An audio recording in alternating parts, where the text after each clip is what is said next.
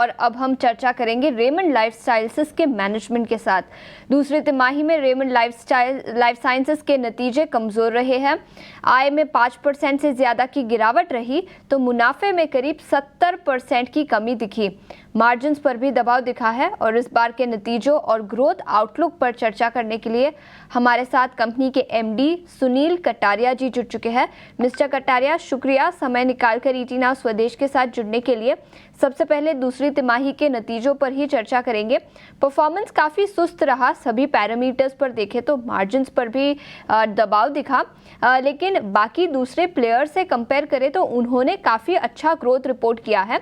लेकिन रेमंड के top line में करीब 5% की गिरावट दिखी। क्या आप हमें बता सकते हैं इसके ट्रिगर्स क्या रहे और नज़रिया क्या रहेगा अगले कुछ क्वार्टर्स के लिए? प्राइमरली सेकेंड क्वार्टर में अगर हम देखें तो पूरी इंडस्ट्री में ही डिमांड जो है थोड़ी सी वीक और सबड्यूड रही है। उसके 2-3 कारण रहे हैं। एक तो इन्फ्लेशनरी इम्पैक्ट जो है वो डिस्क्रिशनरी स्पेंडिंग पे थोड़ा नजर आया है। दूसरा, वेदर के कारण भी फुटफॉल थोड़े इम्पैक्ट हुए हैं इन कुछ स्पेसिफिक रीजन्स में। So I think weak consumer demand, inflation impact and little bit of weather का थोड़ा इम्पैक्ट के कारण इम्पैक्ट है। बट अगर हम अपनी डिफरेंट सेगमेंट्स भी देखें, जैसे रेमंड जो है अलग अलग सेगमेंट में ऑपरेट करता है, तो हमारा एक हर बिजनेस एक दूसरे से अलग है। सो हमारे ब्रांडेड अपैरल बिजनेस अगर देखें तो उसमें हमने पॉजिटिव ग्रोथ मेंटेन की है and in fact positive growth maintain करने के साथ हमने वहाँ पे एबिटा मार्जिन भी एक्सपेंड किया है। So there are very clearly जो हमारी इन्वेस्टमेंट्स हैं वो सही डायरेक्शन में चल रही हैं। हमारी फोकस जो ट्रांसफॉर्मेशन जर्नी है वही सही जा रही है एंड ये एक एक्सटर्नल इम्पैक्ट था एंड हम एक्चुअली सेकंड हाफ जो है अभी हमारा मेजर सीजन जो शुरू है उसके लिए बहुत होपफुल है और जो सीजन की शुरुआत हुई है बहुत अच्छी हुई है इस वक्त। बिल्कुल अमित जी, अब अगर हम सेकंड हाफ की बात कर रहे हैं तो ज़्यादा जो हैं वो वेडिंग डेज नज़र आने वाले हैं। कंपनी जो है एथनिक का ब्रांड्स में काफ़ी तेज़ी से और ज़्यादा विस्तार कर रही है। इसके अलावा जो सेरेमोनियल फैब्रिक्स हैं उसमें भी विस्तार हो रहा है। तो ज़रा बताइए वेडिंग सीज़न के लिए किस तरह का आउटलुक है, टॉप लाइन ग्रोथ की जो उम्मीद है वो बाकी बचे हुए साल में किस तरह की है? बताया कि इंडिया एक बहुत ही यूनिक फिनोमेना देख रहा है। जैसे कि पहले फर्स्ट हाफ में इस बार इंडिया में वेडिंग्स नहीं हुई थी। ये भी एक बहुत ही रेयर चीज था कि जो भी है मुहूर्त वगैरह के हिसाब से इस बार डेट्स नहीं आई थी। उसी तरह अभी सेकंड हाफ में करीबन 45-46 डेट्स हैं। इंडिया में करीबन एक्सपेक्टेशन है कि 48 लाख वेडिंग्स होंगी, जिसका पूरा मार्केट साइज 5 से 6 लाख करोड़ का ओवरऑल अक्रॉस कैटेगरीज स्पेंड होता है। सो अगर ये देखें तो ये बहुत ही मेजर एक मैक्रो पॉजिटिव है इंडियन इकोनॉमी के लिए और स्पेशली वेडिंग रिलेटेड बिजनेसेस के लिए। और इससे हमने जो पहले अक्टूबर का ट्रेंड देखा है कि ओवरऑल इंडस्ट्री में मार्केट में एक बहुत ही पॉजिटिव रिटेल ऑफटेक ट्रेंड शुरू हुआ है। हमारे अपने स्टोर्स पे हम जो देख रहे हैं रिटेल ऑफटेक्स बढ़ी हैं, रिटेल सेल्स बढ़ी हैं। इनफैक्ट दिवाली के एक वीक पहले हमारे स्टोर्स में फुटफॉल्स का एक मेजर जंप हुआ है।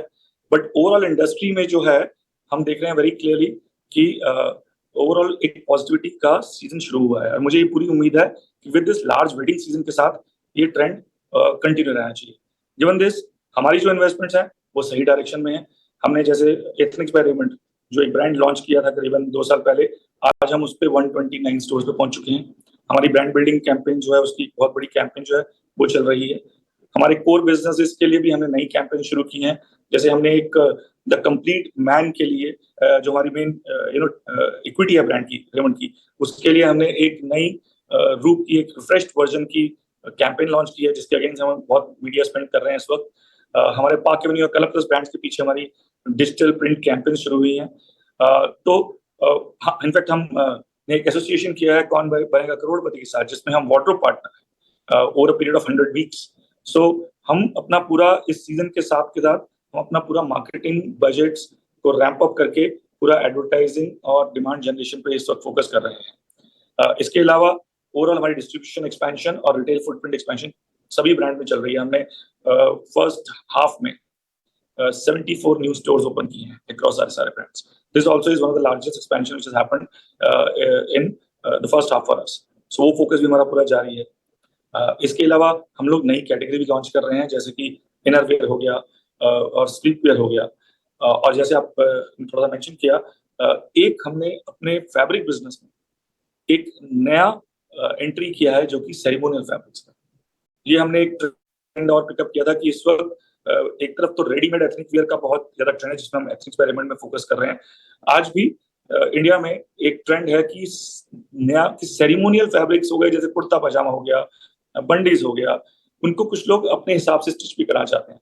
तो इसके लिए हमने उस मार्केट को टैप करने के लिए अब सेरेमोनियल फैब्रिक्स का भी रोल आउट किया है।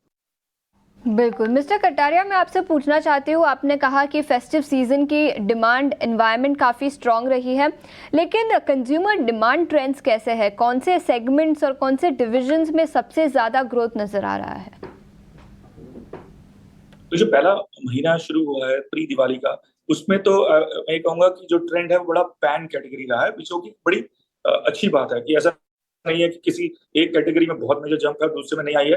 आई थिंक बहुत ही डेमोक्रेटिक ट्रेंड रहा है, चाहे वो शूटिंग हो या शर्टिंग हो या अपैरल बिजनेस हो या एथनिक बिजनेस हो, सभी में एक अपटिक आया है। रिटेल ऑफटेक्स का जंप सभी स्टोर्स में बहुत अच्छा शुरू हुआ है। तो बहुत ही डेमोक्रेटिक अक्रॉस कैटेगरी स्पेंड है। हाँ, एक ट्रेंड और हो सकता है जो मैं बोल सकता हूँ कि premiumization definitely continues to lead. तो आप देख रहे हैं कि कस्टमर्स जो हैं वो थोड़ा सा प्रीमियम प्रोडक्ट्स जो है वो ज्यादा पसंद कर रहे हैं, बट अदरवाइज बहुत ही डेमोक्रेटिक ट्रेंड रहा है। मिस्टर कटारिया, बहुत बहुत शुक्रिया समय निकालकर हमारे साथ जुड़ने के लिए और डिमांड एनवायरनमेंट पर अपना नज़रिया देने के लिए।